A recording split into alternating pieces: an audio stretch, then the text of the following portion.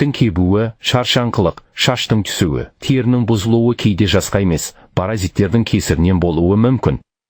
Олар біздің дәрумендерімізді жеп қана қоймай, ағзаға уын бөледі. Паразит ағзаға кіргенде ең алдымен өт жолдары мен бауырға зиян тигізеді. Өт жүрмей қалса, бүкіл ағза уланады. Сондықтан денеде қышыну, сарғаю, әлсіздік пайда болады. Көп адам паразит жоқ, бұл тек балаларға тән деп ойлайды. Паразитоз өте кең тараған мәселе.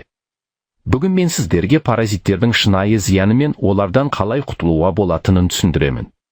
Соңына дейін көріңіз, сіз күтпеген деректерді білесіз. Сізбен бірге доктор Берік, қазақша түсіндіретін денсаулық кеңесшісі. Бүгін біз маңызды тақырыпты бірге талдаймыз.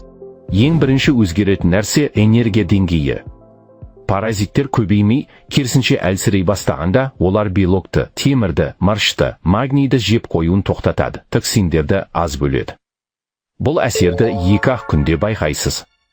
Екінші өзгеріс тері мен шаш сапасы жақсарады. Клеткаларға бұрын жетпеген дәрумендер мен минералдар толық жете бастайды. Егер жасырын темір тапшылығы болса, ол міндетті түрде шаш түсуіне әсер етеді. Күнне 100 тал шаш түсуі қалыпты деген жалған түсінік. Шын мәнінде бұл ағзадағы жасырын тапшылықтың белгісі. Паразиттерге белок пен темір беруді тоқтатқанда шашыңыздың түсуі азаяды. Аскарида сияқты паразиттер ас қорыту ферменттерін тежейді. Белокты ыдырататын хематрипсинді де, көмірсуды қорытуға жауапты ферменттерді де бұғаттайды.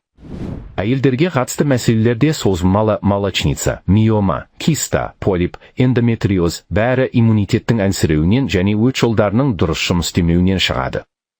Паразиттер мен олардың уы әйел гормондарының дұрыс бөлінуін бұзады. Сондықтан гинекологиялық аурулардан арылу үшін де ең алдымен ішек пен өтті сауықтыру қажет. Қатерлі ісік қаупін азайту мүмкін бе? Иә, паразиттермен күрескенде иммунитет күшейеді, вирусқа қарсы бақылау қалпына келеді. Ал рактың басты себебі ұзақ қабыну мен вирустар. Егер иммунитет оларды тоқтатамаса, жасушалар қатерлі түрге айналады. Сондықтан паразиттерден арылу ұзақ мерзімде қатерлі ісік қаупін төмендетеді. Созылмалы улану кезінде жүйке жүйесінің тепе-теңдігі бұзылады. Кейбір адамдардың ауа райына тәуелділігі, ұйқысының бұзылуы да соның әсері. Ал паразитке қарсы шарадан кейін бұл белгілер жеңілдейтіні дәлелденген. Мен ұзақ ізденістен кейін мынадай қарапайым, табиғи әдістерді таптым.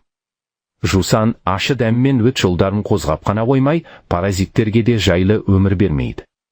Қаратмен майы мұсылман медицинасында ертеден қолданылып келе жатқан шипа. Ол өттің жүруін жеңілдетіп, ағзаның қорғаныс күшін арттырады. Кіст әл-хинди ислам дүкендерінен табылады, бауырға жақсы әсер етеді. Лисичка саңырау құлағы аз мөлшерде де тиімді. Асқабақтың дәні ежелден белгілі қарапайым әдіс. Бұған қоса, өт жолдарын оятатын табиғи тәсілдер маңызды. Артишок, минералды су, ыстық су ішу. Олар өттің дұрыс жүруіне көмектесіп, ағзаны тазартады. Паразиттер әрқашан көзге көріне бермейді.